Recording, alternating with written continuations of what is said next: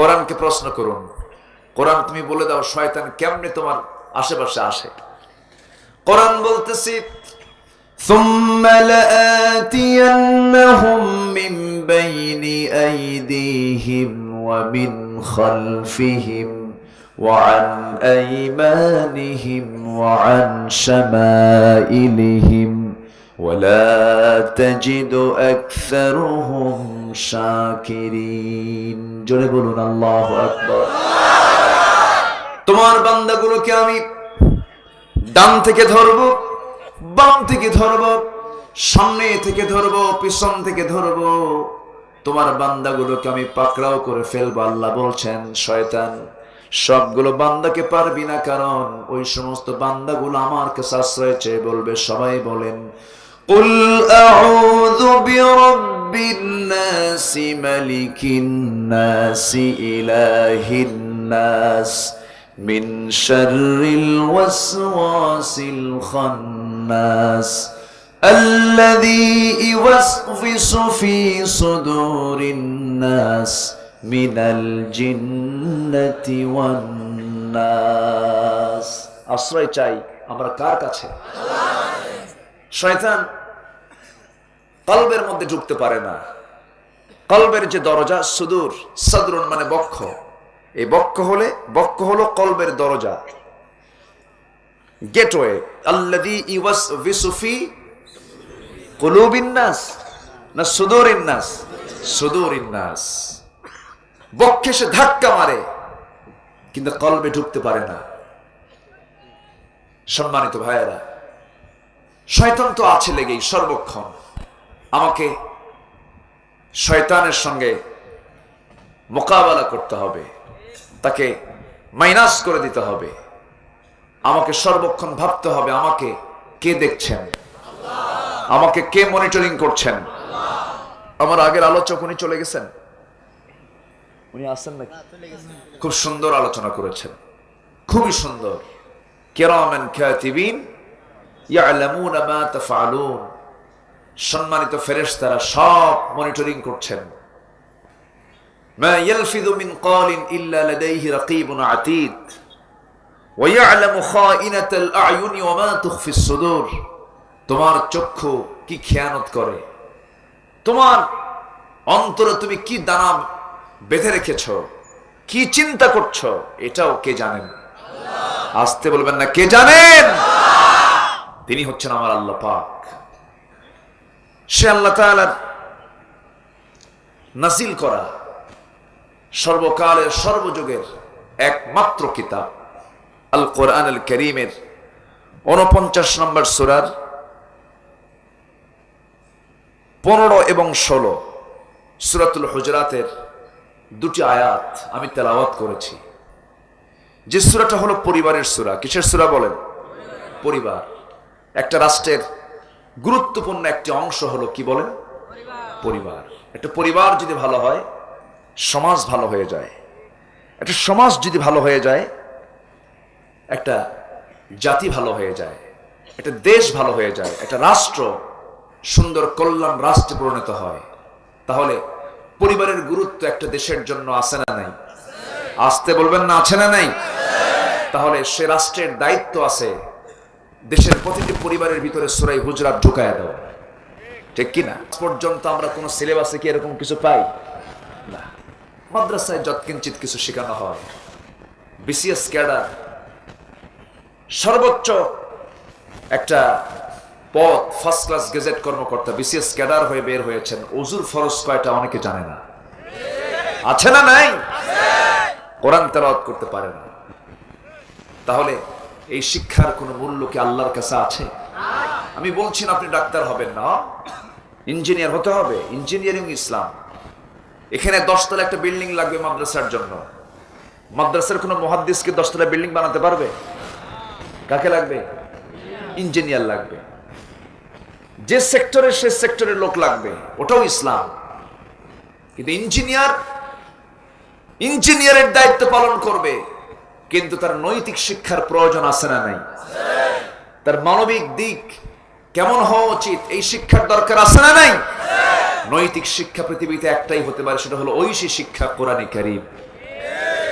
এই শিক্ষা যার মধ্যে থাকবে না সে যা ইচ্ছা তাই করতে পারে। ইযা লাম তাস্তাহি ফাসনা মা শি'তা, যখন তোমার মধ্যে লজ্জা না থাকবে তুমি যা ইচ্ছা তাই করতে পারো। লজ্জা কখন আসে? যখন তার মধ্যে নৈতিক শিক্ষা না থাকে। নৈতিক শিক্ষা শিখাই হলো কোন কিতাব? কোরআন। আমরা শিখবো সবার আগে, জোরে বলি ইনশাআল্লাহ। তাহলে আমি আজকে যে সূরা থেকে আলোচনা করছি সেই সূরাটা কিসের সূরা বলেন তো? পরিবার। বলেন বলেন বলেন, কিসের সূরা? সবার পরিবার আছে না নাই? হয়তো বল হুজুর আমি তো বিয়ে করলাম, আমার কিসের পরিবার? বলেন বলেন। যার বউ নাই তার কার সাথে? বাবা মা আছে, ভাই বোন আছে, সবাই পরিবারের সঙ্গে সম্পৃক্ত। আসুন পরিবার নিয়ে আমরা কেমনে চলবো একটু কথা বলি। আমাকে সময় দেবেন সবাই? সূরাতুল হুজুরাত, সূরাতুল হুজুরাত। আল্লাহ তাআলা এই সূরাটা রাসূলকে উপহার দিয়েছিলেন। আল্লাহ তাআলা এই সূরার ভিতরে কিছু আদব শিখিয়েছেন। কি শিখিয়েছেন বলেন তো? আদব যার নাই তাকে কি বলে? বলেন বলেন। আচ্ছা, আদব আগে দরকার না আগে শিক্ষা আগে দরকার? ভালো করে বলেন। শিক্ষা আছে কিন্তু আদব নাই। কি কথা কি বোঝা গেল? যার পিতা মারা গেল, ছোট্ট বাচ্চা রেখে যে পিতা মারা গেলেন সেই ছোট্ট বাচ্চাকে আমরা এতিম বলি, অসহায় বলি। কিন্তু এক কবিতার ছন্দের মধ্য দিয়ে বলছেন, লাইসাল ইয়াতীম মান মাতা ওয়ালিদাহু ইন্নাল ইয়াতীম ইয়াতীমাল ইলমি ওয়াল আদাবি। প্রকৃত এতিম তো সে নয় যে তার বাপকে হারালো, প্রকৃত এতিম তো সেই যে তার নিজের জীবনে আদবের শিক্ষা থেকে নিজেকে বঞ্চিত রাখলো। আদব যার নাই তার কি আছে? আজকে যে যত উশৃঙ্খল হতে পারে সে তত বড় নেতা হতে পারে। দু একটা চাপা থাকতে হবে, মোষ একখান হাইব্রিড 2.5 ইঞ্চি হতে হবে, আর পেট একখান 10 মাসের মতো হতে হবে, বাস বিশাল বড় নেতা। আছে না নাই? আদব থাকতে হবে আগে, আদব, শিষ্টাচার। বুইসতু মুআল্লিমান বুইসতু লিউতাম্মিমা মাকারিমাল আখলাক। আমি পৃথিবীতে এসেছি আমি মানুষের চরিত্রের মানকে চূড়ান্ত শিখরে পৌঁছে দেওয়ার জন্য। জোরে বলি সুবহানাল্লাহ। আরেকটা সূরা আছে, এটার সঙ্গে আজকে মিলায় নেব, সময় তো আছে ফজর পর্যন্ত, সমস্যা কি? রাজি আছেন না সবাই? রাজি আছেন না? আরেকটা সূরা আছে, সূরা লোকমান।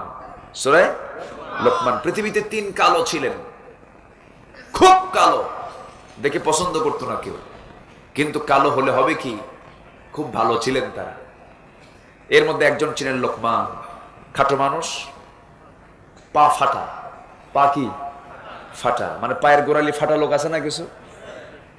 লেপের তলে শুইলে লেপের কাপড় কি ঠিক থাকে? কি হয়? প্রত্যেক দিন ছেড়ে আর বউয়ের সঙ্গে গন্ডগোল লাগে। বউ কয় কি ফাটা পাও নিয়ে সংসার করিয়া। কি কথা বলছেন? খুব বেকায়দা। তো পা ফাটা, তো এটা তো যার ফাটবে তার ফাটেই, এটা ন্যাচারাল, পা ফেটে যায়। এরকম পা ফাটা লোক ছিলেন লোকমান, খাটো ছিলেন, সমাজে তার কোনো পরিচিতি ছিল না, তাকে কেউ, তিনি চেয়ারম্যানও ছিলেন না, এমপিও ছিলেন না, সমাজের পরিচিত বিখ্যাত কোনো মানুষ ছিলেন না, কিন্তু আল্লাহর কাছে এত বিখ্যাত, এত জনপ্রিয়, আল্লাহ তার নামে একটা সূরার ভিতরে একটা এই কোরআনের ভিতরে একটা সূরার নামকরণ করেছেন তার নামে। কি ওয়াজ তিনি করেছেন! আমাদের ওয়াজ তো 50 বছর, 60 বছর, 100 বছর, এরপর নাই। কিন্তু লোকমানের ওয়াজ আল্লাহ তাআলা এত পছন্দ করেছেন, কিয়ামত পর্যন্ত এই ওয়াজ থেকে যাবে। জোরে বলে সুবহানাল্লাহ। ওটা ওই ওয়াজগুলো পরিবারের, কিসের বলেন? পরিবার। কু আনফুসাকুম ওয়া আহলিকুম নারা, নিজে বাঁচো, তোমার পরিবারকে বাঁচাও জাহান্নাম থেকে। কার কথা? আল্লাহর কথা। আসেন আমরা একটু আজকে এই সমস্ত সামাজিক আলোচনাগুলো করি। তবে একটা কথা বলে রাখি, সেটা হলো যে ইমানদারের সামনে অন্যায় দেখেও ইমানদারের অন্যায়ের প্রতিবাদ করার চিন্তা মাথায় কাজ করে না, ওর মধ্যে মুনাফিকের রক্ত লুকানো আছে। কিসের রক্ত লুকানো আছে? মুনাফিকের। আজকে আমরা চুপচাপ থাকি, বলি এত ঝামেলায় যাওয়ার কি দরকার? আছে না এরকম কিছু লোক? আছে না? ভাই আপনি কি করেন? আমি তো কিচ্ছু করি না ভাই, আমি নিরপেক্ষ। ওটা শয়তান নাম্বার 1। ইমানদার কখনো নিরপেক্ষ হবে না, ইমানদার পক্ষ নেবে কার? আসতে বলবেন না কার? আল্লাহ তাআলা বলেন ওয়াল্লাযীনা আমানু ইউকাতিলুনা ফি সাবিলিল্লাহ ওয়াল্লাযীনা কাফারু ইউকাতিলুনা ফি সাবিলিত তাগুত। জোরে বলি আল্লাহু আকবার। ইমানদার যারা, তারা নিরপেক্ষ থাকবে না, চুপচাপ থাকবে না, তারা আল্লাহর পথে সংগ্রাম করবে। আর যারা কাফির, তারা তাগুতের পথে সংগ্রাম করবে। কার কথা? আসতে বলবেন না কার কথা? আবার আরেক জায়গায় অপরিহার্য করে আল্লাহ পাক বলছেন ওয়ালতাকুম মিনকুম উম্মাতুন ইয়াদউনা ইলাল খায়রি ওয়া ইয়া'মুরুনা বিল মা'রুফি ওয়া ইয়ানহাউনা আনিল মুনকার। জোরে বলি আল্লাহু আকবার। আরেক জায়গায় বলছেন কুনতুম খায়রা উম্মাতিন উখরিজাত লিন-নাস তা'মুরুনা বিল মা'রুফি ওয়া তানহাউনা আনিল মুনকার ওয়া তু'মিনুনা বিল্লাহ। জোরে বলি আল্লাহু আকবার। তুমি নিরপেক্ষ না থেকে তোমার কাজ আছে, তুমি কি করবে? সৎ কাজের আদেশ দেবে, অসৎ কাজের বাধা প্রদান করবে। এই ডিউটি তোমাকে আগে পালন করতে হবে, এরপরে তুমি ঈমান আনো। যার মধ্যে এমন ডিউটি পালনের ইচ্ছা থাকে না, তার মধ্যে ঈমান আনবে, সে ঈমান আনবে কেমনে? ঈমান আনার ফাংশনটা পরে। আগে সৎকে সৎ বলো, অসৎকে অসৎ বলো, ন্যায়কে ন্যায় বলো, অন্যায়কে অন্যায় বলো। এই বিবেক তোমার মধ্যে যদি জাগ্রত না হয়, তুমি কিসের ঈমানদার? কষ্ট পাচ্ছেন আপনারা? আল্লাহর কসম করে বলি, আমি কোনো গোষ্ঠীকে, কোনো ব্যক্তিকে ইঙ্গিত করে আমি কোনো কথা বলতে আসিনি। আমি সলিড কোরআন থেকে কিছু কথা বলতে এসেছি। কোরআন তো সত্যের কথা বলে। যারা মিথ্যা নিয়ে থাকবে তাদের কি সহ্য হবে? আসতে বলবেন সহ্য হবে? কোরআনের কথায় সবাইকে সন্তুষ্ট হবে? হবে না, কখনোই নয়। যার বক্তৃতায় সবাই সন্তুষ্ট হয়, তার বক্তৃতা হক বক্তৃতা নয়। কথা বোঝা গেল? আচ্ছা, একটু কান লাগান, একটু বোঝার চেষ্টা করতে হবে। আমি আপনি কয়দিন থাকবো ভাই? সবাই তো চলে যাব। আমরা চলে যাব না? আমরা ফাঁকি দিতে চাই আল্লাহকে। আমরা কত বড় সাহসী মানুষ! আমরা আল্লাহকে ফাঁকি দিতে চাই না। আল্লাহ কি সবকিছু বোঝেন না? সবকিছু বোঝেন না? সব জানেন না? সব তিনি জানেন। আসুন আমরা সোজা সে আয়াতের দিকে চলে যাচ্ছি যেখান থেকে আমি তেলাওয়াত করেছি। আল্লাহ বলছেন, আমার ভাষায় তোমরা যারা সত্যবাদী হবে, আমি তাদেরকে সত্যবাদী বলবো যাদের মধ্যে 3টা কাজ পাবো। কয়টা কাজ? বলেন কয়টা কাজ? সূরার নাম যেন কি বলেছিলাম? সূরাতুল হুজুরাত। এর মধ্যে 10টা হুকুম আছে। কয়টা হুকুম? 10টা হুকুম। একটাও কি বলেছি? বলি নাই। লোকমানের ওয়াজ বাদ আছে, বলেছি না। অনেকগুলো কথা আছে, আস্তে আস্তে করে বলছি। বাচ্চারা মাহফিল আসছে, খুব ভালো, খুব খুশি। ওদের শুক্রবারের নামাজ দেখছেন কেমন নামাজ? সবার পিছনে দাঁড়ায়, একজন সেজদায় যায়, আরেকজন গুদা মারে। আছে না নাই? এটাও মজা, এটাও সংস্কৃতি, এটা ইসলামের সৌন্দর্যগুলো। বলি আলহামদুলিল্লাহ। এগুলো থাকতে হবে। মসজিদ থাকবে আবাদের। মসজিদ থাকবে কিসের জন্য? আবাদের জন্য। বাচ্চারা আবাদ করবে, খেলবে, সেখানে হাসবে, তারা সামনে দিয়ে হাঁটবে, তারা কোনো আপত্তি নাই। রাসূল এগুলো করেছেন। আমি সময় নাই আজকে, এই সাইডে আমি যাব না। আসি আমরা সত্যবাদী হতে চাই বিশ্বের মানুষের কাছে না আল্লাহর কাছে? কার কাছে আমরা সত্যবাদী হব? সার্টিফিকেট নিব আমরা কার কাছে? আল্লাহর কাছে। আল্লাহ বলছেন, আমি সার্টিফিকেট দিচ্ছি, যারা এইগুলো কাজ করবে আমি তাদেরকে বলে দিলাম এরা সত্যবাদী। আল্লাহ যদি বলেন সত্যবাদী, দুনিয়ার কেউ যা বলে বলুক, আমার কোনো যায় আসে?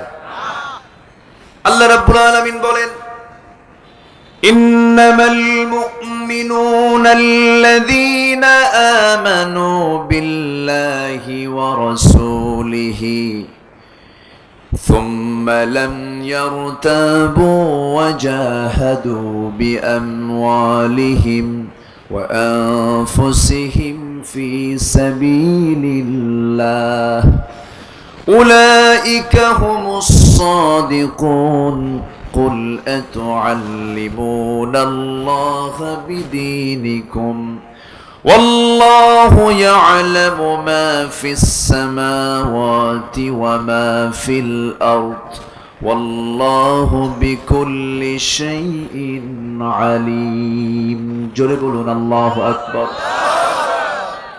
আল্লাহ রাব্বুল আলামিন বলছেন মুমিন তো তারাই, প্রকৃত মুমিন তো তারাই আল্লাযীনা যারা আমানু ঈমান এনেছে আল্লাহর উপরে। কার উপরে? আল্লাহকে দেখা যায় নাকি?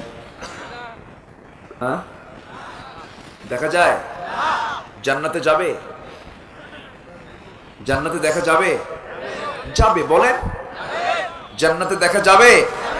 কেমন দেখা যাবে? আফসা আফসা, অস্পষ্ট? বলেন ক্লিয়ার দেখা যাবে। পূর্ণিমা রাতের চাঁদ যেমন স্পষ্ট, জান্নাতের আমার আল্লাহকে তেমন স্পষ্ট ভাবে দেখবে। একটু জোরে বলে সুবহানাল্লাহ। আমার সবচেয়ে প্রিয় কে? সবচেয়ে কাছের কে? আমাকে সবচেয়ে বেশি ভালোবাসেন কে? আমি আপনি বেশি ভালোবাসতে না পারলেও আল্লাহ আমাকে বেশি ভালোবাসেন। সুবহানাল্লাহ। আমি আপনি হয়তো আল্লাহকে বেশি ভালোবাসতে পারিনি, কিন্তু আমার আল্লাহর ভালোবাসা আমার প্রতি বিন্দু পরিমাণ কম নাই। আমার আল্লাহ তো সেই আল্লাহ যে বান্দা অবাধ্য, যিনি রাতের মালিক, সে রাতের আধারে দরজা লাগায় দিয়া পরনারীকে ঘরের মধ্যে তুলে নিয়া মদের বোতল হাতে নিয়া মদ খায়া জিনার কাজ করছে, আর সারা রাত ধরে আমার আল্লাহ ওই বান্দার ঘরের মধ্যে অক্সিজেন সাপ্লাই দিচ্ছেন। আল্লাহু আকবার। আমার আল্লাহ কত ভালোবাসেন আমাকে আপনাকে। আমার আল্লাহ কত বড় সবুর, কত ধৈর্যশীল তিনি। কত অন্যায় চলছে পৃথিবীতে, এরপরও আল্লাহ ধৈর্যের পাহাড় হয়ে সব দেখছেন। দেখছেন না? সব দেখছেন না? দেখছেন। সম্মানিত ভাইয়েরা, আমরা আল্লাহকে ভুলে যাই, কিন্তু আমরা আল্লাহকে ভুলে গেল আমার আল্লাহ আমাকে ভুলেন না, কখনো ভুলেন না তিনি। যদি ভুলে যান আমরা কেউ তো টিকতে পারবো না। তবে মাঝে মাঝে আমার আল্লাহ সতর্ক করে দেন, যেমন গতকালকে ফজরের সময় সতর্কতার একটা ইঙ্গিত এসেছিল। ফজরের যখন কেউ নামাজে দাঁড়িয়েছিলেন কিনা? আমি নামাজ শেষ করেছি কেবল সবেমাত্র, বিছানার দিকে আমি যাচ্ছিলাম। রাতের বেলা তো আমাদের ঘুম হয় না, ফজর পরে আমরা একটু ঘুমানোর চেষ্টা করি। ঘুমাতে যাচ্ছিলাম, দেখি যে খাটটা নড়াচড়া করছে। ভাবলাম কেউ নড়ায় নাকি, এদিক সেদিক তাকালাম, না কেউ তো নড়ায় না। নড়াচ্ছেন কে? কে নড়াচ্ছেন? আমার বন্ধুগণ, এই যে একটা ধাক্কা, এই ধাক্কাটা হলো নিঃসন্দেহে আমার আল্লাহর থেকে ওয়ার্নিং, সতর্কতা। বান্দা ঠিক হয়ে যা, এত কিছু বানালি সব কিন্তু শেষ হয়ে যাবে। আল্লাহ রাব্বুল আলামিন সূরা জিলজালের মধ্যে বলছেন, ইযা সুলসিলাতিল আরদু জিলজালাহা ওয়া আখরাজাতিল আরদু আথকালাহা ওয়া ক্বালাল ইনসানু মা লাহা। জমিন যখন প্রকম্পিত হয়ে যাবে, কাঁপতে থাকবে, ভূমিকম্প শুরু হয়ে যাবে, জমিন তার সব কিছু বের করে দেবে। মানুষ বলবে এত কিছু করলাম, সব তো মাটির সঙ্গে মিশে গেল, কিছুই তো থাকলো না। এই ভূমিকম্প যে হয়, চারটা কারণে ভূমিকম্প হয়। কয়টা কারণে বলেন? চারটা কারণ আমরা শিখে নেই। নাম্বার 1 হলো যে সমাজে মদের কারবার হবে। মদ তো আমার দেশে নাই, আছে? আমার দেশে মদ আছে? আছে। মদের সাইলাব যখন হয়ে যাবে, অথচ মদকে আল্লাহ রাব্বুল আলামিন কত আগে হারাম করে দিয়েছেন। ইয়াসআলুনাকা আনিল খামরি ওয়াল মাইসির قل فيهما إثم كبير ومنافع للناس জোরে বলি আল্লাহু আকবার। হে রাসূল আপনাকে মদ এবং জুয়া নিয়ে প্রশ্ন করবি, আপনি বলে দেন মারাত্মক গুনাহ এটা, মারাত্মক কবিরা গুনাহ, মারাত্মক গুনাহ এটা। যে সমাজে মদের সয়লাভ হবে, মদ আছে যেখানে জেনা আছে সেখানে, আর জেনা আছে যেখানে খুন আছে সেখানে। একটার সঙ্গে আরেকটার যোগসূত্র আছে না নাই? ভূমিকম্পের 4টা কারণ মোটামুটি হাদিসে পাওয়া যায়। 1 নাম্বার হলো মদ, নাম্বার 2 হলো জেনার কারবার যখন বেড়ে যাবে, জেনার কারণে ভূমিকম্প হয়, আসমানি গজব সরাসরি এটা। আমার ভাইয়েরা, বাদ্যের পরিমাণ বেড়ে যাবে, বাদ্যযন্ত্র কমছে না বাড়ছে? কমছে না বাড়ছে? নাম্বার 4 হলো অশ্লীল গান, নৃত্য পরিবেশন আছে না নাই? নৃত্য শিল্পী এখন কমছে না বাড়ছে? বেড়ে গেছে। নৃত্যের পরিবেশনা, গান বাজনা, মদ এবং জেনা, এই 4টি কাজ যখন সমাজে চালু হয়ে যাবে বেশি বেশি, এই সমস্ত ভূমিকম্পগুলো মাঝে মাঝে আল্লাহ পাক পাঠায় দিবেন, বান্দা তুই সতর্ক হয়ে যা, নচেত আমার ক্ষমতার কাছে তোরা কিছুই না। সকল ক্ষমতা কার? আসতে বলবেন না কার? আল্লাহর কোনো কিছু করতে কি সময় লাগে? আল্লাহ রাব্বুল আলামিন তার ক্ষমতার দূর কদ্দুর তিনি আস্তে করে বুঝায় দিচ্ছেন। যারা পারেন ঠোঁট মিলিয়ে বলুন, ইন্নামা আমরুহু ইযা আরাদা শাইআন আইয়াকুলা লাহু কুন ফায়াকুন। কোন কাজের যখন ইচ্ছা তিনি করেন, শুধু বলেন হও, সঙ্গে সঙ্গে তা হয়ে যায়। জোরে বলি সুবহানাল্লাহ। আমার ভাইরা, আমি কালকে যখন ফজর পড়ছিলাম, পরে যখন এই চিত্রটা দেখলাম, আল্লাহ বললাম, আল্লাহ না জানি কোন বিপদ তুমি দিচ্ছ, জমিন তো গজবের উপযুক্ত হয়ে গেছে। সম্মানিত ভাইরা, আজকে গোটা পৃথিবীতে জুলুম আছে না নাই? আছে না নাই? জুলুম শাহী চলছে গোটা দুনিয়া জুড়ে। গোটা পৃথিবীর কোথাও শান্তির কোনো সুবাতাস আমরা লক্ষ্য করছি না। আছে শান্তি? আছে কোথাও? কোথাও কোনো শান্তি নাই। সম্মানিত ভাইয়েরা, আজকে গোটা পৃথিবীতে যত ধর্ম আছে, এর মধ্যে সবচেয়ে বড় ধর্মের নাম কি? জনসংখ্যার দিক থেকে? জনসংখ্যার দিক থেকে না, বৌদ্ধ। বলেন কি? বৌদ্ধ। এক চায়না তো টোটাল বৌদ্ধ, কোরিয়া বৌদ্ধ। সেকেন্ড হলো খ্রিস্টান জনসংখ্যার দিক থেকে, নাম্বার 3 হলো মুসলমান, এরপরে এটসেট্রা যা আছে। পৃথিবীর সকল ধর্মের মানুষ যদি ধর্মের অনুশাসন মেনে চলতো, তাও অন্তত এই অশান্তিগুলো থাকতো না। কিন্তু আজকে গোটা পৃথিবীর সকল ধর্মের মানুষ সকল ধর্মকে মাইনাস করে সবচেয়ে ধর্ম বানিয়েছে হলো রাজনৈতিক দল। আসতে বলবেন কেন? ঠিক কিনা? হিন্দু তার হিন্দুত্ব ছাড়বে, দল ছাড়বে না। বৌদ্ধ তার বৌদ্ধত্ব ছাড়বে, দল ছাড়বে না। খ্রিস্টান তার খ্রিস্টানি ছাড়বে, দল ছাড়বে না। মুসলমান তার ইসলাম ছাড়বে, দল ছাড়বে না। ঠিক কিনা? মরার পরে যখন বলবে বিসমিল্লাহি ওয়া আলা, কিসের মিল্লাতে রাসূলুল্লাহ? কিসের মিল্লাতে রাসূলুল্লাহ?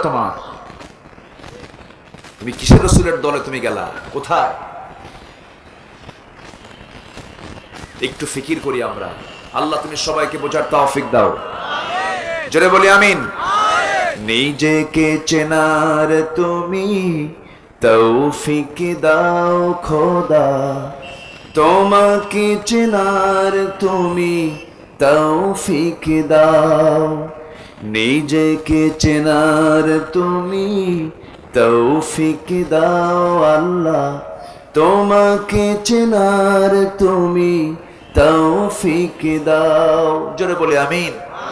মান আরাফা নাফসাহ ফাকাদ আরাফা রাব্বাহ।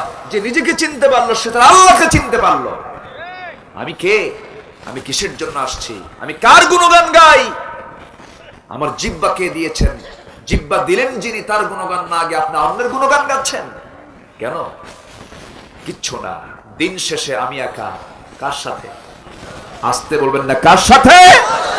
আল্লাহর সাথে। সে আল্লাহ বলছেন, শোনো, আমি যাকে সত্যবাদী বলবো সেই হলো প্রকৃত সত্যবাদী।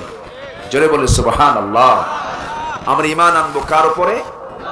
দেখে না না দেখে, এই দুনিয়াতে দেখে না না দেখে। একজন পয়গম্বর আল্লাহকে দেখতে চেয়েও দেখতে পান নাই। কে? এত তাড়াতাড়ি বলেন বাড়ি কি আশেপাশে নাকি? বাড়ি তো বহুদূর।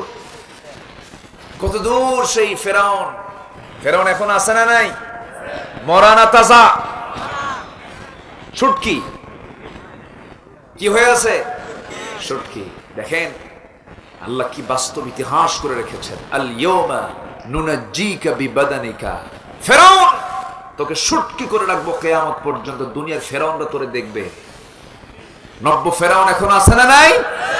নতুন ফেরাউন যারা হবে তারা দেখবে তোকে, কি পরিণতি তোর আমি করেছি, কি পাওয়ার তার ছিল, কি ক্ষমতা তার ছিল। তার ক্ষমতাকে পাকাপোক্ত করার জন্য বউকে পর্যন্ত হত্যা করেছে ফেরাউন।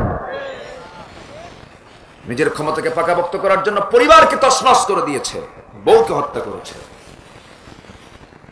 এমন শাসন এখনো আছে না নাই? আছে না নাই? ইউযাববিহুনা আবনাআকুম। ছেলের সন্তানকে সে জবাহ করলো, মেয়ে সন্তানগুলোকে জীবিত রাখলো। কেন?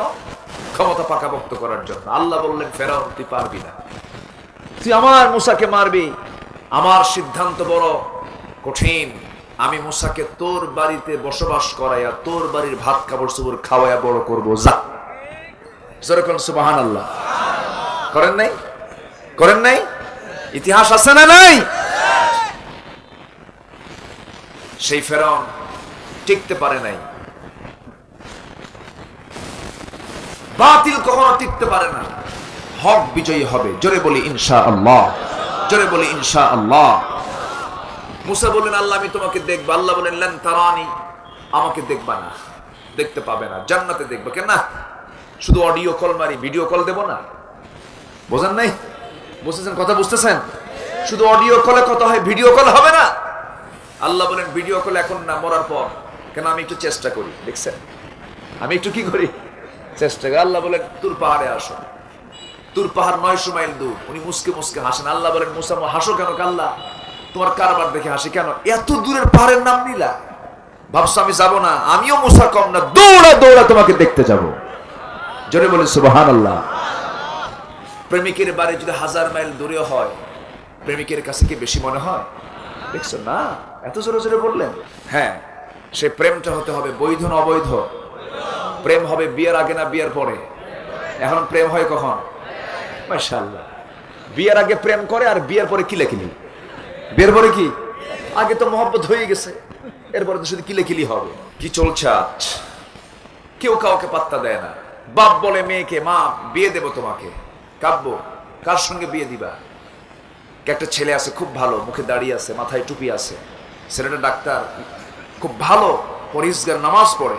কাব্য, সত্যি তুমি আমাকে বিয়ে দিবা? আমি তো একটা ছেলে পছন্দ করে রাখছি। কেন মা, তুমি আমার এই পছন্দ করে ছেলেটা একটাবার দেখো, কাছে নিয়ে আসো। দেখার পর্ব চলছে। ছেলের মুখে যখনই দাড়ি দেখছে, দাড়ি দেখে বলে, আব্বা তোমার রুচি আসলেই নাই। কেন? ও তো চাচা। কথা কি বুঝতেছেন আপনারা? আজকে পরিবারগুলো আজকে এই অবস্থায় রূপ নিয়েছে। কিসের শিক্ষা এগুলো? কিসের সভ্যতা? এই সমস্ত শিক্ষার 4 পয়সা মূল্য নাই। ইসলাম দেবে একমাত্র সুখ, শান্তি। ঠিক কিনা? আমরা ইসলাম নিয়ে বাঁচতে চাই, ইসলাম নিয়ে মরতে চাই। জোরে বলি ইনশাআল্লাহ। মুসা আলাইহিস সালাম আল্লাহকে দেখতে গেলেন। দেখতে পারছেন? উনি মাঝে মাঝে আল্লাহকে এরকম বহুত প্রশ্ন করতেন। একদিন বলেন, আল্লাহ আমি তোমাকে একটা প্রশ্ন করি। কেন? কি প্রশ্ন বলো তো? আচ্ছা তুমি আদর কইরা, এত মহব্বত কইরা বান্দাকে বানায়া আবার জাহান্নাম দিবা কেন? কি কথা কি বুঝতেছে? কেন জাহান্নাম কেন দেবো না? আল্লাহ তোমার মধ্যে তো মায়া দয়া বেশি, তোমার মধ্যে একটু মায়া দয়া হবে না? তুমি জাহান্নামে কেমনে ফেলবা? এত কষ্ট পাবে তোমার বান্দা জাহান্নামের ভিতরে। আল্লাহ বলছেন, মুসা তোমারে বুঝাতে হবে প্র্যাকটিক্যালি। আল্লাহ বুঝাও। হাতে গম নাও। গম নিলেন। গমের কিছু কি নাই, এটা কি বলে? গমের বিসি বলে না, কি বলে? দানা। হ্যাঁ, গমের দানা নাও। গমের দানা নিলেন, বললেন যে তুমি জমিনে ছিটায় দাও। গমের আবাদ হয় এলাকায়? গমের আবাদ হয়? সিটা দিতে হয় না, সিটায় দিলে, সিটায় দেওয়ার পরে উদ্ভিদ আকারে বড় হলো, কাণ্ড হলো, গম ধরলো, গমটা ম্যাচিউর হলো, পেকে গেল, কাছে দিয়ে কেটে বাড়িতে নিয়ে আসলেন মুসা আলাইহিস সালাম। কিছু গম থেকে গেল, থাকে না, কিছু গম থেকে গেল, কিছু নাড়াও থেকে গেল, নাড়াগুলোতে আর কিছু গম যেগুলো থেকে গেল তাতে আগুন জ্বালায় দিচ্ছেন মুসা আলাইহিস সালাম। আল্লাহ বলছেন, মুসা, আবাদ করে আবার আবাদে তুমি আগুন ধরায় দিলা কেন? কাল্লা, আসল আবাদে কোনো আগুন লাগাই নাই। যেটা কাজের গম, সেই গমটা আমি আমার বাড়িতে তুলে নিয়েছি, যেগুলো কাজের সেগুলোকে আমি আগুনে জ্বালায় দিছি। আল্লাহ বলছেন, যেগুলো আমার কাজের বান্দা সেগুলোকে আমি জান্নাতে তুলে নেব, আর যেগুলো অকাজের বান্দা সেগুলোকে আমি জাহান্নামে ফেলে দেব। আমরা অকাজের বান্দা হব না কাজের বান্দা হব? আমরা কাজ করব, কাজের বান্দা হতে হবে। আল্লাহ রাব্বুল আলামিন বলেন, ইন্নাল্লাযীনা আমানু ওয়া আমিলুস সালিহাতি কানাত লাহুম জান্নাতুল ফিরদাউসি নুজুলা খালিদিনা ফিহা লা ইয়াবগুনা আনহা হিওয়ালা। জোরে বলুন আল্লাহু আকবার। ঈমান যারা আনবে এবং কাজের বান্দা যারা হবে, অকাজের বান্দা যারা হবে না, সৎকর্ম যারা করবে, নেক আমল যারা করবে, আল্লাহ নিজে ওয়াদা করে বলছেন, বান্দারে তোরে আমি এমন জান্নাত দেব, আমার আরশের নিচে যে জান্নাত, জান্নাতুল ফেরদাউস, আমি তোর হাতে তুলে দেব। জোরে কোন সুবহানাল্লাহ। আমরা কাজ করব, সেই কাজের মধ্যে আল্লাহ রাব্বুল আলামিন সূরা হুজরাতের ভিতরে 10টা কাজের অর্ডার দিয়েছেন। 1 নাম্বার হলো, যে কোনো সংবাদ যখন আমরা পাবো পারিবারিক জীবনে, আগে সংবাদ শুনেই কি বিশ্বাস করব না, তদন্ত করব। বলেন কি করব? বলেন, ইয়া আইয়ুহাল্লাযীনা আমানু ইন জাআকুম ফাসিকুম বিনাবাইন ফাতাবায়ানু। জোরে বলি আল্লাহু আকবার।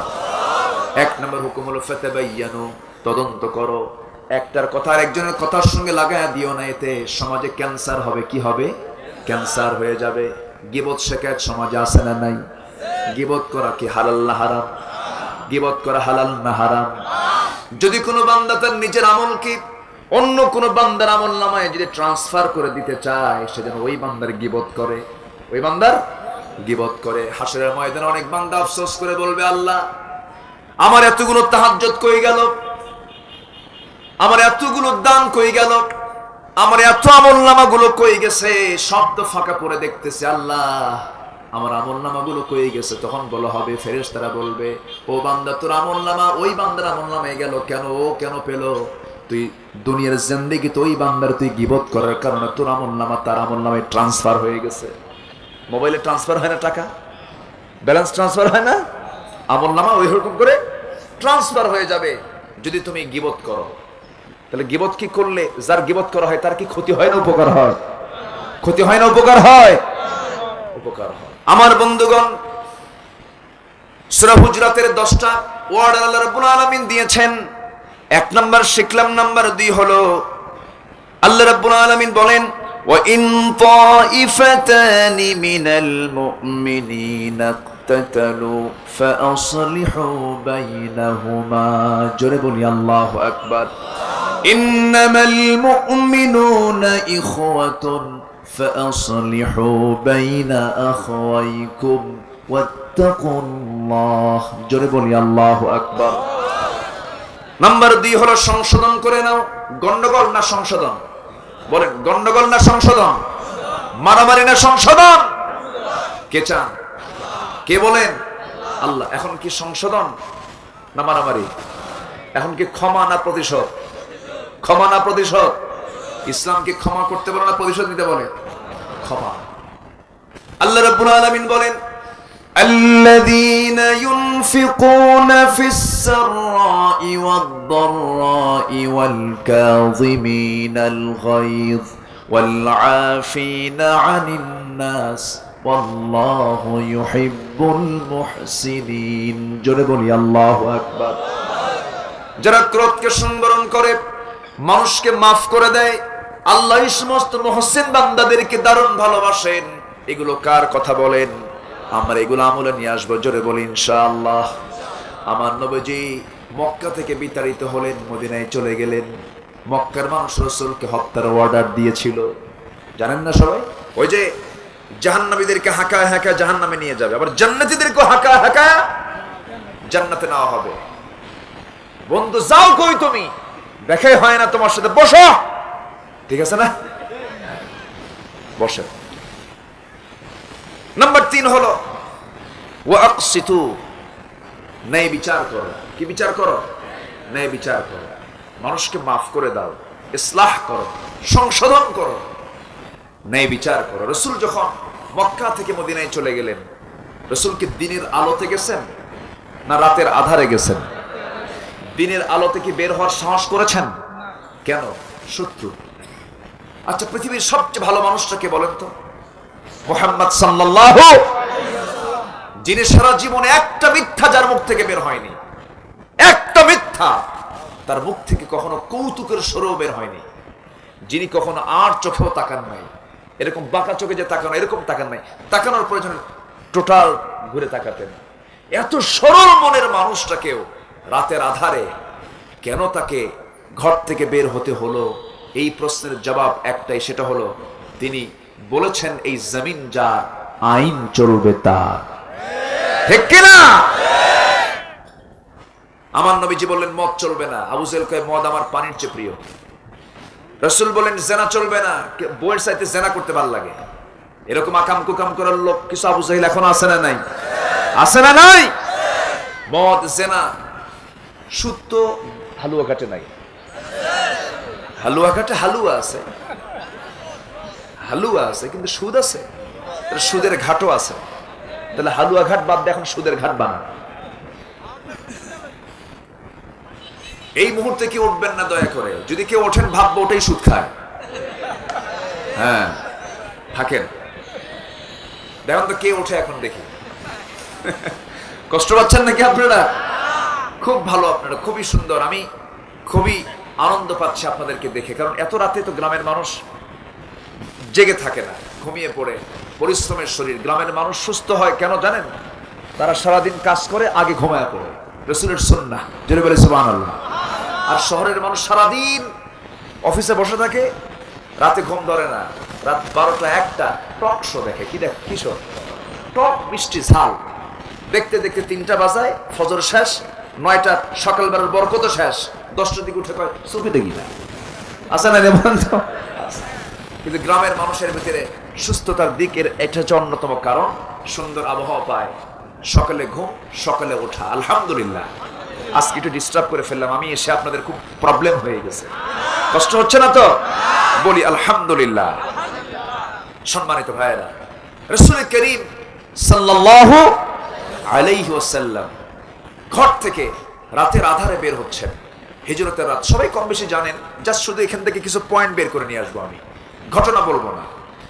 ঘর থেকে বের হচ্ছেন, কিন্তু ঘরে কাকে রাখলেন বলেন তো? সবাই তো জানেন আপনারা কাকে রাখলেন। আমার দেশে তো খুব সুর দিয়ে ওয়াজ হয়, ওয়াজ হয় না? কেন্দে কুন্দে শেষ। ওয়াজ শেষে যখন বলা হয় তুমি কি বুঝলে, কি যে বললো কানলাম কিন্তু বুঝি নাই কিছু, এরকম আছে না নাই বলেন তো? খুব সুর, সুরের সঙ্গে কেন্দে কুন্দে সব পানি বের হয়েছে, কিন্তু ওয়াজে কিছু বোঝে নাই। আমার রাসূল ঘর থেকে বের হলেন, আলীকে রাখলেন কেন? যুক্তিটা কি? যুক্তিটা হচ্ছে রাসূল বললেন, আলী, মক্কার মানুষ আমাকে মেরে ফেলতে চায়, কিন্তু মক্কার মানুষ আমাকে খেতাব দিয়েছে আল আমিন, আস-সাদিক, আমি সত্যবাদী, আমি ব্যাংক, আমি আমানতদার। এই রেকর্ড আমি ভাঙতে চাই না। তোমার কাছে আমি সমস্ত হিসাবগুলো পাকা করে গেলাম। যে লোকগুলো আমাকে হত্যা করতে চেয়েছে, আমি তাদের হাতে তাদের সম্পদ ফেরত দিলাম।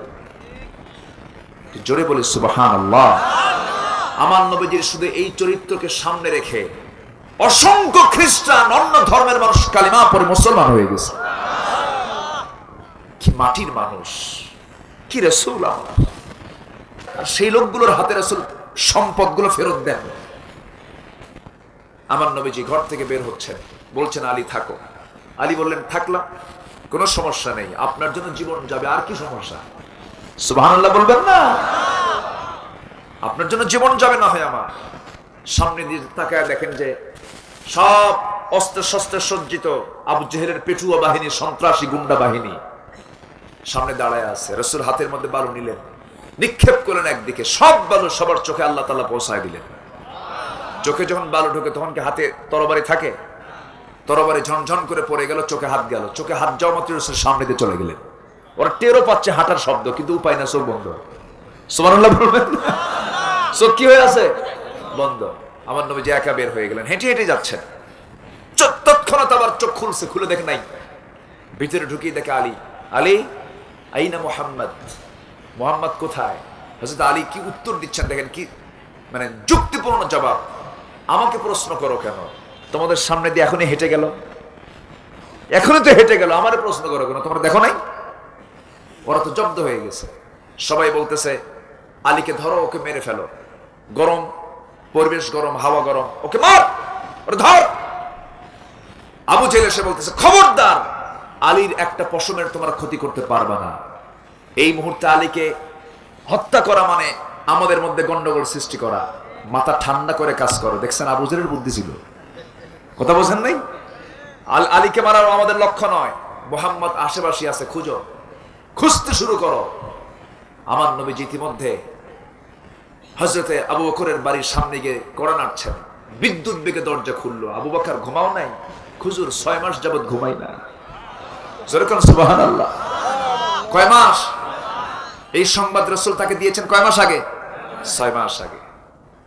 কেমনে যাবা? হুজুর আপনি আমার পিঠে ওঠেন। নবীজি তার পিঠে উঠলেন। হুজুর আপনি ওঠেন। কেন আমি উঠবো না? আপনি ওঠেন। যদি আপনি আমার পিঠে না ওঠেন, আপনার হাঁটার চিহ্ন দেখে আবু জেহেল টের পাবে। আল্লাহু আকবার বলবেন না? আবু জেহেল এত বুদ্ধিমান ছিল, উটের পায়ের চিহ্ন দেখে বলতে পারতো এটা কোন গোত্রের উট। চিন্তা করেন, এত মাথা ছিল আবু জেহেলের। আবুল হাকাম তো এমনি নাম হয়নি। বলতেছেন আপনি আমার পিঠে ওঠেন, আপনার হাঁটার চিহ্ন দেখে আবু জেহেল আপনাকে ধরে ফেলবে। সিরাত ইবনে হিশামের ভিতরে এসেছে আমার নবীজি হযরত আবু বকরের পিঠে চড়লেন, নিজের গায়ের একটা চাদর বালুর সঙ্গে মাটির সঙ্গে মিশায়া দিলেন, লাগায়া দিলেন। এক পা দিয়া বৃদ্ধাঙ্গুলের দিকে ভর দিয়ে দিয়ে হেঁটে হেঁটে যান, আরেক পা দিয়া পায়ের চিহ্নগুলো মুছে মুছে দেন। এরকম করে করে জাবালে সূরের দিকে চলে গেলেন। নিজের চোখে এই সমস্ত জায়গাগুলো দেখেছি আমি, এখনো কঠিন জায়গা। সেই জাবালে সূরে ওঠা বড় বড় কঠিন ব্যাপার। মদিনা হলো উত্তর দিকে। আমার নবীজি বলছেন আবু বকর চলো আমরা দক্ষিণ দিকে চলে যাই। দক্ষিণ দিকে চলে গেলেন, জাবালে সূর আশ্রয় নিলেন। খাবার নাই। আমার নবীজি 3টা দিন 3টা রাত সেই জায়গায় থাকলেন। একজন মহিলার বড় অবদান ছিল, সেটা হলো আবু বকরের বড় মেয়ে আসমা বিনত আবু বকর রাদিয়াল্লাহু তাআলা আনহা। তিনি জামাটা ছিঁড়ে 2 টুকরা করে খাবারগুলো 3 বেলা করে ভরে ভরে খাবারগুলো নবীর সেই জাবালে সূরে গিয়ে পৌঁছায় দিয়ে আসতেন। আমার নবীজি তাকে জাতুন নিতাকাইন খেতাবটা দিয়ে দিলেন, যেমন বাবা তেমন তার বেটি। আমার নবীজি এত কষ্ট করে মক্কা থেকে তাকে বের করে দেওয়ার পরেও যে কথাটা বলতে চাচ্ছিলাম, সেই রাসূল যখন 10 বছর পরে গেলেন একা, 10 বছর পরে 10,000 সৈন্য নিয়ে রমজান মাসে ঢুকলেন মক্কার ভিতরে। ঢুকে বললেন, ও মক্কাবাসী তোমরা জেনে রেখে দিও, আজকের দিন আমি সবাইকে মাফ করে দিলাম। কোনো প্রতিশোধ আমার নাই, আমি ক্ষমা করে দিলাম। ফাসলিহু, তোমরা সংশোধন করে নিবা। আমি তোমাদের প্রতি কোনো অসৎ আচরণ করব না। আমি সবাইকে মাফ করলাম, তবে ওয়াহাশিকে মাফ করা হবে না। ওয়াহাশিকে মাফ করা হবে না। ওয়াহাশির কানে যখন সংবাদ চলে গেছে, ওয়াহাশি মনে মনে কয় আমি তো বড় ক্ষতি করে ফেলেছি। আমি তার চাচা আবু আমির হামজাকে, সাইয়্যিদুশ শুহাদাকে মেরে ফেলে দিয়েছি, বর্ষা মেরেছি, তাকে দুনিয়া থেকে বিদায় করেছে রাসূল। এই জন্য আমাকে বলেছেন তাকে মাফ করা যাবে না। কিন্তু সবার চক্ষু আড়াল করে এই ওয়াহাশি করলো কি, নবীর সামনে দাঁড়ায় বলছে, হে আল্লাহর নবী আমি ইসলাম কবুল করতে চাই। সঙ্গে সঙ্গে রাসূল বললেন, ওয়াহাশি রে তুই আমার বুকের ভিতরে আয়, আমি তোকে মাফ করে দিলাম। যেরকম সুবহানাল্লাহ। তবে ওয়াহাশি তুমি যেন আমার সামনে বারবার না আসো। তুমি আমার সামনে আসলে আমার চাচার কথা মনে হয়ে যাবে। আমার চাচার কথা মনে হলে পরে না যেন আমার মুখ থেকে কোনো বদদুয়ার কোনো কথাও বের হয়ে আসতে পারে। তুমি আমার কাছ থেকে কাছে থাকবে না, একটু দূরে দূরে থাকবা।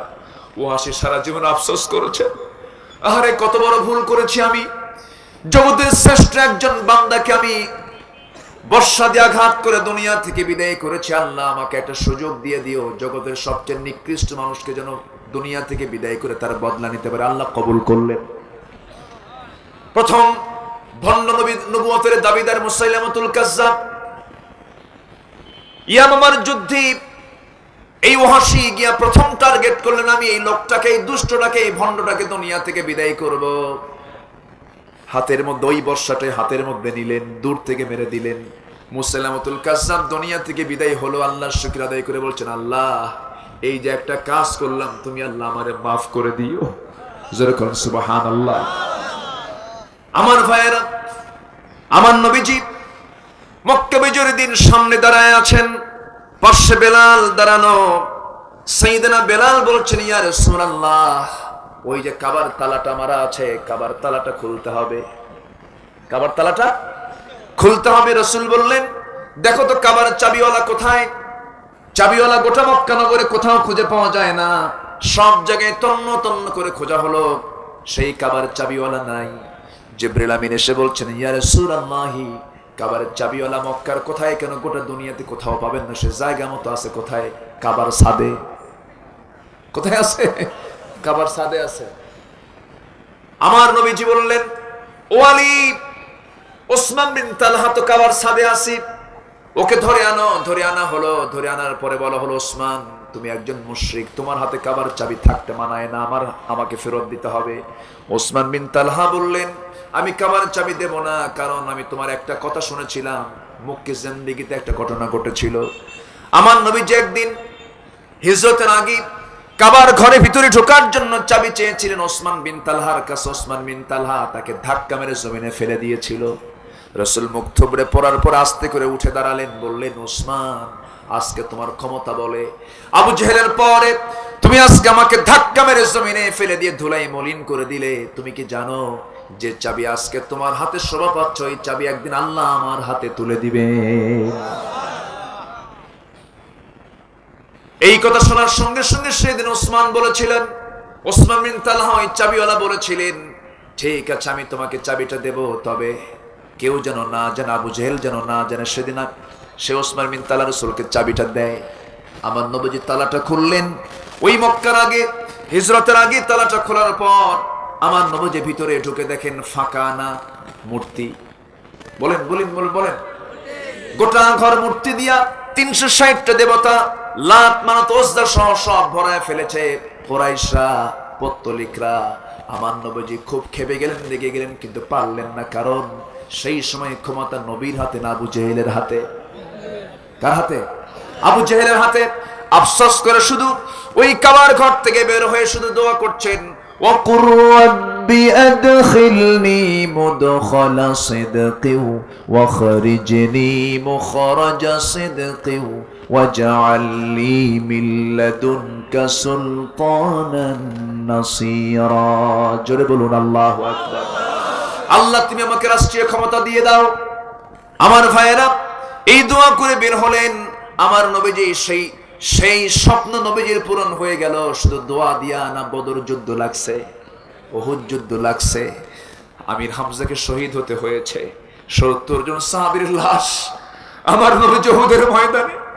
আমার নবীজির সামনের দুটো দাঁত নাই, কপালের মধ্যে লোহা বিদ্ধ, লোহাটা বের করে ব্যান্ডেজ লাগানো হয়েছে। 70 জন সাহাবীর লাশ সাজানো হয়েছে উহুদের প্রান্তরে। আমার নবীজি সবার শহীদদের জানাজা নামাজ পড়ায় দিলেন। শহীদদের জানাজা সম্পন্ন করার পরে বলছেন, সাহাবীরা সবাইকে লাশগুলো দাফন করে দাও, কিন্তু আমার চাচা আমির হামজা আব্দুল্লাহ বিন জাহাসের লাশটা তোমরা এক কবরে দিয়ে দাও। এক কবরে জন্য দিবা, কারণ আজকে সবার লাশের ভিতরে 70 জনের ভিতরে 2 জনের লাশটা আজকে ক্ষত বিক্ষত করেছে কাফের মুশরিকরা। আমার চাচার চিহ্ন পর্যন্ত রাখে নাই, বুকের কলিজা বের করে ফেলেছে। আব্দুল্লাহ বিন জাহাসের কান কেটেছে, নাক কেটেছে, চোখ তুলেছে, পা কেটেছে, হাত কেটেছে, বিকৃত করে দুনিয়া থেকে বিদায় করে দিয়েছে। এই আব্দুল্লাহ বিন জাহাস আল্লাহর দরবারে যেদিন হাজির হবেন আব্দুল্লাহ বিন জাহাশের দোয়া, আল্লাহ আমি কিয়ামতের দিন হাসরের ময়দানে তোমার সামনে যখন চোখ তোলা নাক কাটা অবস্থায় যখন হাজির হব, তুমি আল্লাহ তুমি আমাকে বলবে ফিমা যদি আনফুক ওয়া উযনুক, তোমার নাক কেন কাটা, তোমার কান কেন কাটা। সেই দিন বলবো আল্লাহ তোমাকে খুশি করার জন্য, তোমার জমিনের দিন কায়েমের জন্য কাফেররা আমার নাক কেটে নিয়েছে। আল্লাহ বলবেন ও আব্দুল্লাহ তোর আজকে কোনো হিসাব নাই, তোকে আমি বিনা হিসেবে জান্নাত দিয়ে দিলাম। কবরের সবার প্রশ্ন আছে না নাই? কিন্তু 5 জনের কোনো প্রশ্ন হবে না। কয় জনের? 5 জনের কোনো প্রশ্ন হবে না। এর মধ্যে শহীদ একটা। আল্লাহু আকবার। আর আছে কয়টা শুনবেন? সবার কি আগ্রহ আছে? আমার ভাইয়েরা, শিয়ামান নবীজি বদর, উহুদ, খন্দক, হুনাইন 86টি যুদ্ধ সম্পন্ন করে 10 বছর পাড়ি দিয়া আমার নবীজি হিজরত করলেন। আমার নবীজি মক্কা বিজয় করে মক্কা বিজয়ের দিন সামনে দাঁড়ানো, কাবার চাবিটা হাতের মধ্যে নিবেন।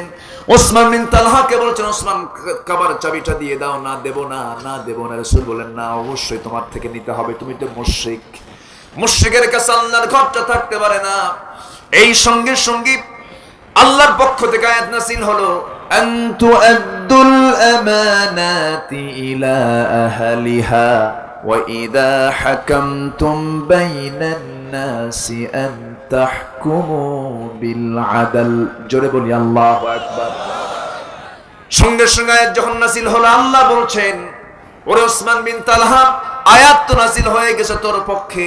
সঙ্গে সঙ্গে ওসমান বলে ফেলছেন আল্লাহর নবী আমি কি আর পারি কি, আমি কি আর পারি ইসলাম বাদ দিতে? আমিও পড়লাম আশহাদু আল্লা ইলাহা ইল্লাল্লাহু ওয়াহদাহু লা শারীকা লাহু ওয়া আশহাদু আন্না মুহাম্মাদান আবদুহু ওয়া রাসূলুহু। হেদায়েতের মালিক কে? আসতে বলবেন না কে?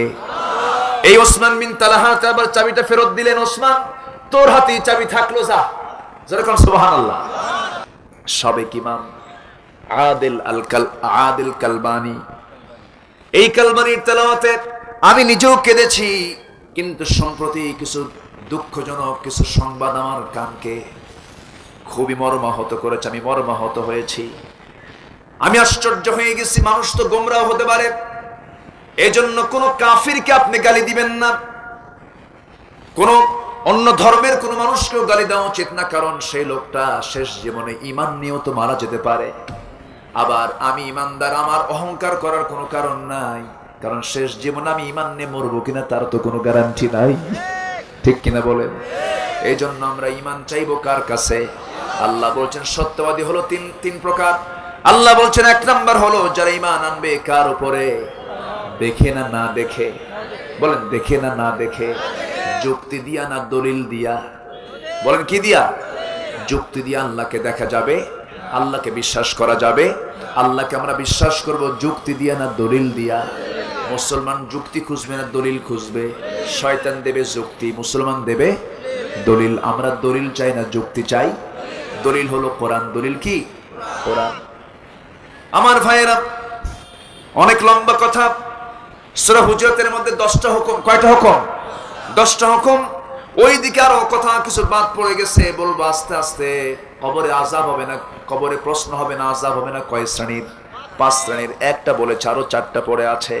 এইদিকে 10টা হুকুম কোরআনে আল্লাহ রাব্বুল আলামিন সূরা হুজরাতের মধ্যে দিলেন। সূরা হুজরাত কিসের সূরা? বলেন কিসের সূরা? পরিবারের সূরা। এরপর আল্লাহ রাব্বুল আলামিন বলছেন ওয়া আকসিতু, ন্যায় বিচার করো।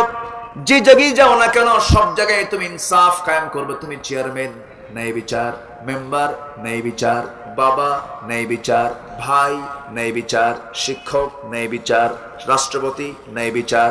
প্রত্যেকটা জায়গায় তুমি ন্যায় বিচার কায়েম করবি। এমনটা তুমি যদি করতে পারো তাহলে আল্লাহ তোমাকে ভালোবাসবেন। যার বিচার ঠিক আছে, ইদিলু হুয়া আকরাবু লিত্তাকওয়া, সুন্দর করে ইদাল করো, এটাই হলো সবচাইতে বড় তাকওয়া। জোরে বলি সুবহানাল্লাহ। আল্লাহ রাব্বুল আলামিনের পরে সূরা হুজরাতের 4 নম্বর হুকুম করছেন লা ইয়াসখার। লা ইয়াসখার মানে হচ্ছে কোনো উপহাস করবে না। ইয়া আইয়ুহাল্লাযীনা আমানু লা ইয়াসখার কওমুম মিন কওমিন আসা আইয়াকুনু খায়রাম মিনহুম। জোরে বলি আল্লাহু আকবার। ইমানদারেরা তোমরা একে অপরকে উপহাস করবে না, লম্বাকে লম্বা বলে গালি দিবা না, চিকনকে চিকন বলে গালি দিবা না, মোটাকে মোটা বলে গালি দিবা না, কালোকে কালো বলে গালি দিবা না। পৃথিবীতে কয়জন কালো বিখ্যাত ছিলেন? বলেন কয়জন কালো? এর মধ্যে বলেছি কয়জনের নাম? একজন। আরো আছে কয়জন? ওয়াজ কি আজকে রাতে শেষ হবে নাকি? তাহলে কাউকে উপহাস করা যাবে, কালোকে কালো বলা যাবে। কালোকে কালো বললে কালো বানিয়েছেন কে? কাকে দোষ দেওয়া হবে? কাকে দোষ দেওয়া হবে? কানাকে কানা বললে কানা বানিয়েছেন কে? কাকে দোষ দেওয়া হবে? এজন্য উপহাস করা যাবে না, কাউকে না। ইনসাল্ট করা, হেও প্রতিপন্ন করা যাবে না, এটা হারাম। এটা কি? হারাম।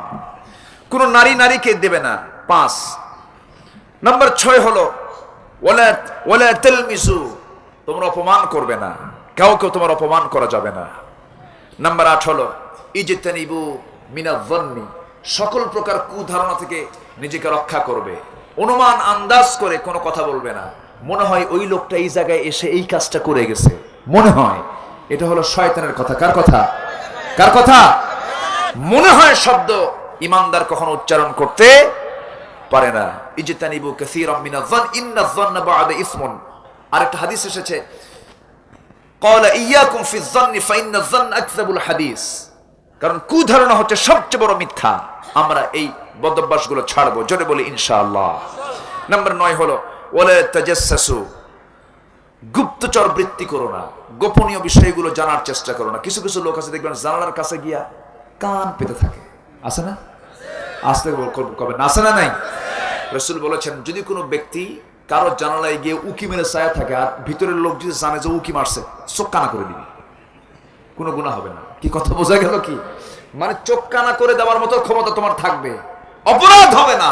তাহলে চিন্তা করুন, উকি মেরে তাকানো কত বড় অপরাধ। এই সমস্ত কাজ মুসলমান কখনো করতে পারে না। এগুলো কি পরিবারের জন্য জানার দরকার আছে? জানার দরকার আছে? আছে। ওয়ালা ইয়াগতাব বা'দুকুম বা'দা, একে অপরকে তোমার গীবত করবে না। এটা কার হুকুম? আসতে বলবেন না, কার হুকুম? আজকে সমাজে গীবত বেশি না কথা বেশি? গীবত বেশি না কথা বেশি? সুযোগ পাইলে চা আছে আর সামনে পাবলিক আছে, কোনো কথা নেই। তুমি কি জানো অমুকের মেয়েটা অমুক কি যে করছে, জানো? এরকম আছে না? না এরকম বলে না? তাহলে এগুলো কি কাজ? এগুলো কি বলে বলেন? গীবত হচ্ছে কারো সত্য কথা কারো অগোচরে কাউকে বলা, এটা হচ্ছে গীবত। আর বহতান হচ্ছে কারো মিথ্যা কথা বানিয়ে বানিয়ে কাউকে বলার যে বহতান। সত্য কথাই বলা যাবে না, মিথ্যা তো দূরেই থাকলো। এই 10টি শিক্ষা আমরা সূরা হুজুরাত থেকে নিলাম। আল্লাহ তুমি আমলে নিয়ে আসার তৌফিক দাও। কবরে আযাব হবে না, প্রশ্ন হবে না। কয় শ্রেণীর? কয়টা বলেছি? আচ্ছা, কয় কালোর কথা বলেছি? এক কালোকে বলেন, এক কালোকে। লোকমানটা লম্বা না খাটো? ধলা না কালো? পা ভালো না পা ফাটা? কত বুঝতেছেন? এই জন্য কেন বললাম জানেন? একটু বউ স্বামীটা যদি একটু কালো হয়, পা ফাটা হয়, বউটা যদি সুন্দর হয়, মাঝে মাঝে খোটা মারে, শোনো তোমার তো ফাটা পা আর কালো কুলো মানুষ তুমি, আমার চেহারা দেখছো? তোমার সঙ্গে যে আমার সংসার হচ্ছে তোমার 14 গোষ্ঠীর কপাল। এরকম খোটা মারা কিছু অহংকারী মহিলা তো আপাতত হালুয়া ঘাটে নাই। আসতে বলবেন না, আছে না? নাই? মা, অহংকার করা যাবে না। লোকমানকে দেখেন, লোকমান কালো অথচ কোরআনে তার নাম আছে। সুবহানাল্লাহ বলবেন না? কালো ধলা এটা কিছু না, এটা কার? বউটা একটু কালো হয়েছে, স্বামী অনেকে মন খারাপ করে, আছে না? নতুন বিয়ে করছে, বউটা একটু কালো হয়েছে, 3 দিন পরে কান্দে। এই কান্দিস কেন? আমার কপালটা খুব খারাপ। কেন? সুমনের বউ দেখতে এত সুন্দর, আমার বউটা কালো। ওর নজর কাছে সুমনের বউয়ের দিকে। আচ্ছা, কোন পুরুষের নজর যদি অন্য মহিলার দিকে যায়, পৃথিবীর রাজরানী এনে দিলেও কি তার ভাল লাগবে? ভাল লাগবে?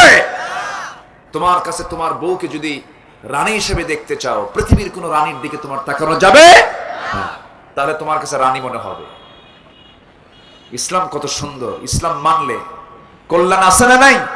আছে। বউ কালো হোক, কে বানিয়েছেন? স্বামী কালো হোক, কে বানিয়েছেন? আল্লাহ বানিয়েছেন। মন খারাপ করা যাবে? যাবে না। এলাকার মা মাহফিল আসছে নাকি?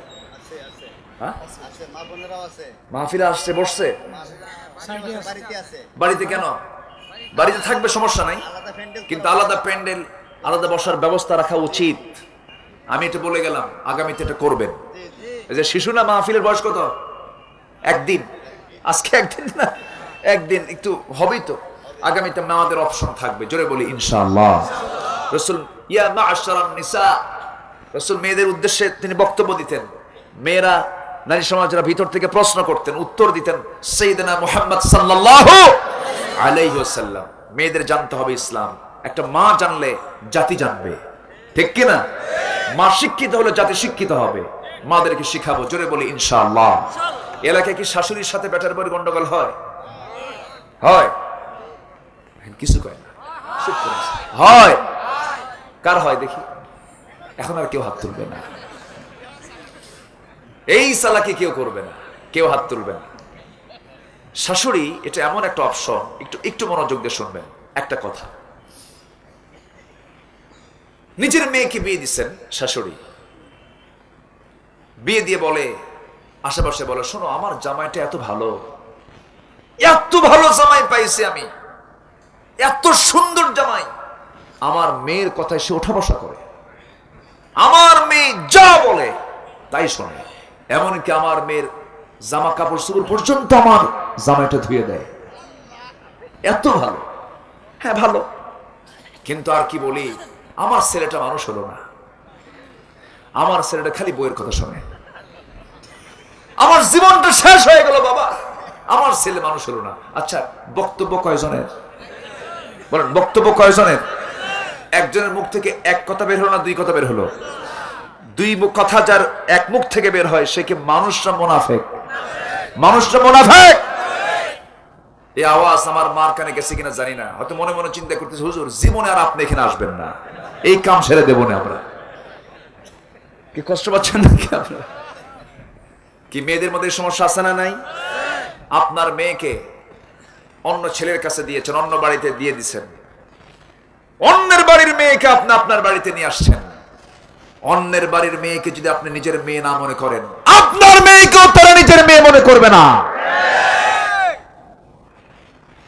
এই সমস্যায় কিন্তু অনেকে আত্মহত্যার পথ বেছে নেয়। গার্জিয়ানদের, মূল মুরব্বীদের অদক্ষতার কারণে, অযোগ্যতার কারণে অনেক পরিবার তছনছ হয়ে যায়। আছে না নাই? আছে। মুরব্বী যারা আছেন একটু সতর্ক থাকবেন। আল্লাহ তুমি মাদেরকে কবুল করো, জোরে বলি আমিন। মেয়েরা মার্কেটে যায়, মার্কেটেও যায়, হালুয়া, হ্যাঁ, শুধু মেয়েদের ধাক্কা। ও, মেয়েরাই বেশি না, ঠিক আছে, সমস্যা নেই। মেয়েরা মার্কেটে বেশি যায়, স্বামীকে ধমক দিয়ে বলে, তুমি কি মার্কেট বুঝো? বলে না, এরকম বলে না? বলে তো, এখন বলে, তুমি মার্কেট বুঝো কিছু? আমার দাদিদের মুখে কি এই কথা ছিল না? তুমি কি মার্কেট বুঝো? কেন 800 টাকার শাড়ি তুমি নিয়ে আসছো 1500 টাকা দিয়া, এটা তোমার কোনো কথা হলো? তুমি সংসার তো তছনছ করে দিবা। এক ধমক মাইরা কাইট করে ফেলে দিয়ে বলে, থাকো, নতুন শাড়ি কালেকশনে আসছে, মার্কেটে নতুন শাড়ি এসেছে, আমি না গেলে এটা পাবো না, চলে গেলাম। স্বামী বলে, 1.5 বছরের বাচ্চা, এটা থুইয়া তুমি যাবা কেমনে? ওর কি দুধ খাওয়াতে হবে না? ফিডার বানায় দিচ্ছি, তুমি কোলে নাও, তুমি দুধ খাওয়াও। এরকম স্বামীও কিছু আছে না নাই? শীত হয়ে পড়ে থাকে।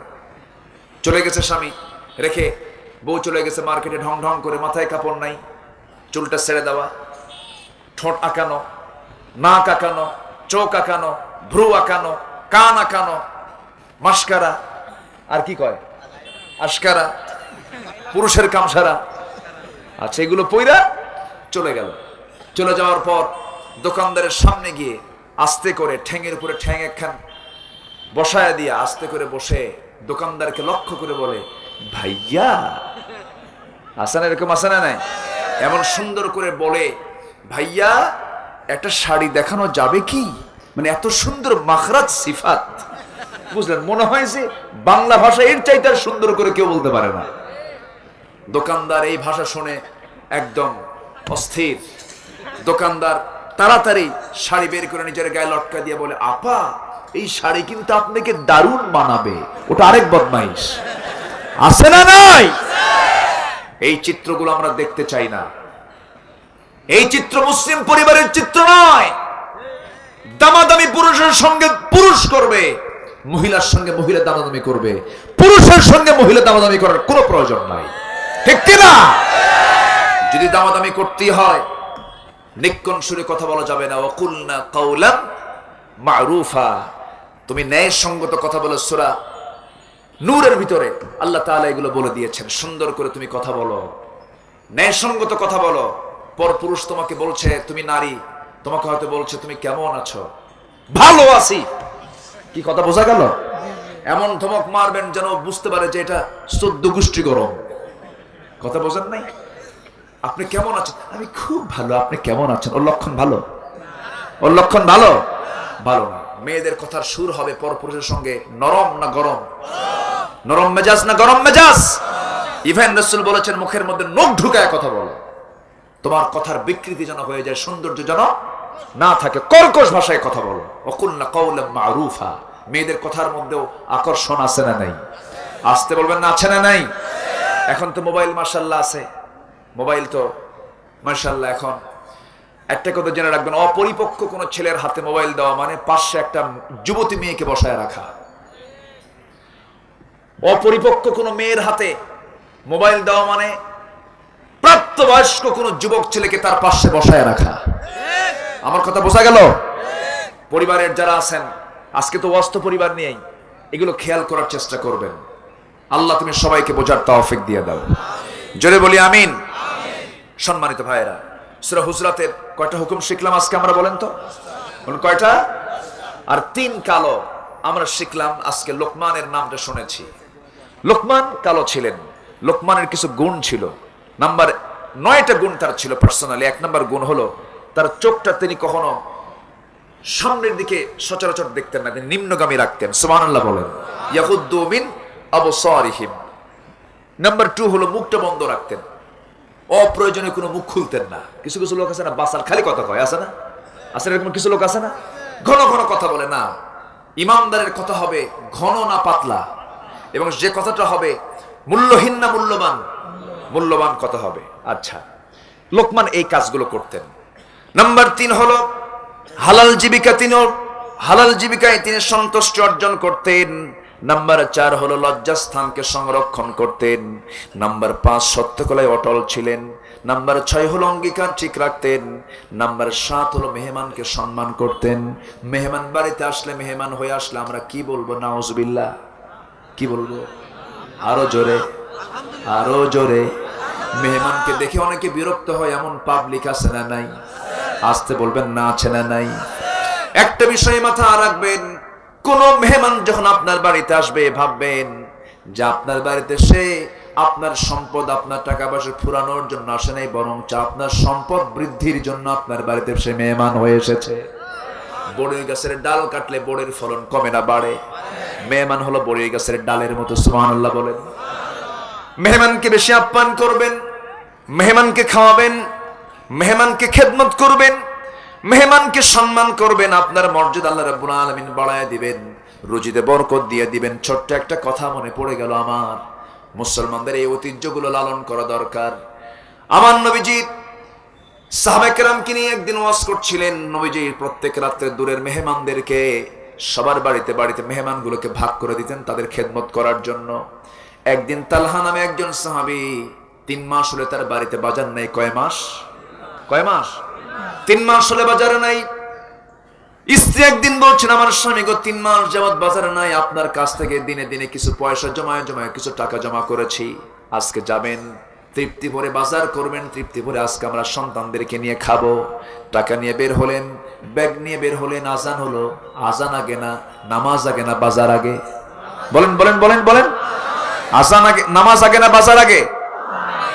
নামাজ আগে। নামাজটা পড়তে বের হলেন। নবীজি ইমাম, নামাজ পড়া শেষ করে আমার নবীজি বয়ান শুরু করলেন। বাজারের সময় চলে গেল, এশার নামাজ হয়ে গেল। আমার নবীজি এশার নামাজের পর 4 জন 5 জন করে মেহমান ভাগ করে সবার সাহাবীদের বাড়ি বাড়ি পৌঁছায় দিলেন। একজন বাদ থাকলো। রাসূল বলছেন, তালহা মেহমান নিয়ে যাও বাড়িতে, বাজারই নাই। কয় মাস? 3 মাস। কিচ্ছু বললেন না। মেহমানকে নিয়ে তিনি রওনা করলেন বাড়ির দিকে। দরজায় কোরআন আনলেন, বউকে বললেন, বউ এই যে বাজারের ব্যাগ ফাঁকা, মেহমান নিয়ে আসছি। এরকম কাণ্ড যদি আমার বাড়ির বউয়ের সঙ্গে হয়, কোন কি যে কপালে আছে আল্লাহ জানে, ঠিক কিনা? এগুলো কথা কি পরিবারের কথা নয়?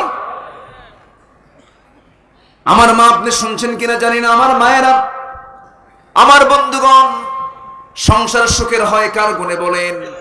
রমণের গুণে। কতগুলো মনীষীদের মুখ থেকে যদিও বের হয়েছে, কতগুলো অযৌক্তিক নয়, যৌক্তিক কথা। যে দুনিয়াতে একজন সুন্দর নারী, চরিত্রবতী নারী পেয়েছে, দুনিয়াটা তার জন্য জান্নাত। জোরে বলে সুবহানাল্লাহ। সেটা কি পর্দাহীন না পর্দাশীলা? পর্দাশীলা মেয়ে দরকার। লিপস্টিক লিপস্টিক ছাড়া, লিপস্টিক ছাড়া হতে হবে। মাথা ঢাকা হতে হবে, পা ঢাকা হতে হবে, মাথা থেকে পা পর্যন্ত স্বভাবত মস্তক ঢাকা হতে হবে। আসল পর্দা থাকতে হবে। 14 জন পুরুষ যারা কারোর সঙ্গে দেখা করা যাবে, এটা হচ্ছে আসল পর্দা। বোরকা পড়লে পর্দা হয় না। 14 জন পুরুষকে যে মোহরেম মনে করে বাকি পুরুষের সঙ্গে যে দেখা করবে না, সেটা হচ্ছে আসল পর্দাশীলা। আল্লাহ কবুল করুন, জোরে বলি আমিন। এই সাহাবী ব্যাগটা ফাঁকা হাতের মধ্যে দিয়া মেহমানকে ঘরের মধ্যে দিয়ে দিলেন। বউ বলছেন, আমার স্বামী আপনি কি চিন্তা করেন, কি চিন্তা করছেন? আপনি মেহমান এসেছে, বরকত আসা শুরু হয়ে গেছে। জোরে কোন সুবহানাল্লাহ। এবার বললেন, আমার স্বামী আপনি মেহমানকে বসায় দেন। কিছুক্ষণ চুপ মেরে বসে সূরা ইখলাস, সূরা ফাতিহা গুলো পড়ে সামনের দিকে স্বামীকে তাকায় বলছেন, স্বামী গো, ওই যে দেখা যায় একটা তুষের বস্তা, তুষ পর্যন্ত তুষের বস্তা, তুষের বস্তাটা আপনি আমাকে নিচে নামায় দেন। নিচে নামায় দেওয়া হলো।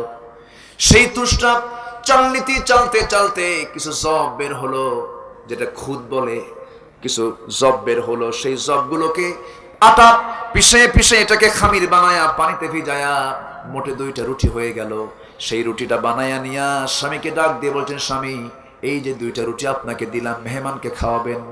ঘরের মধ্যে দিয়া দেরি করবেন না, তাড়াতাড়ি বের হয়ে আসবেন, কারণ বসে থাকলে আপনাকে একটা রুটি খেতেই হবে। চুপ করে বসে থাকো তো যাবে না। আপনি মেহমানের খেদমতের জন্য তাড়াহুড়ো করে মেহমানকে 2টা রুটি দিয়ে ঘর থেকে বের হয়ে আসবেন। আমার ঘরে আসলে সঙ্গে সঙ্গে লাইট বন্ধ করে বুঝাবো আমরা খেয়ে নিয়েছি, কিন্তু আমরা তো খাই নাই।